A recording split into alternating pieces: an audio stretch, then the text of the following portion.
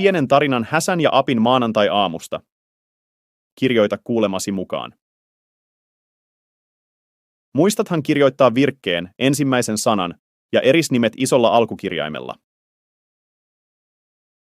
Virkkeiden välissä on tauko. Tauosta tiedät, että sen kohdalle kuuluu lopetusmerkki, eli piste, huutomerkki tai kysymysmerkki. Tarinan välissä kuulet myös ohjeita. Ennen ohjetta kuulet pienen äänimerkin. Äänimerkki. Voit keskeyttää kuuntelun taukonäppäimellä. Tarina alkaa. Oli aikainen aamu. Häsä oli lähdössä kouluun. Puhelin piippasi Häsän taskussa, kun siihen tuli tekstiviesti. Äänimerkki. Nyt voit vaihtaa riviä Enter-näppäimellä. Tarina jatkuu. Moi Häsä.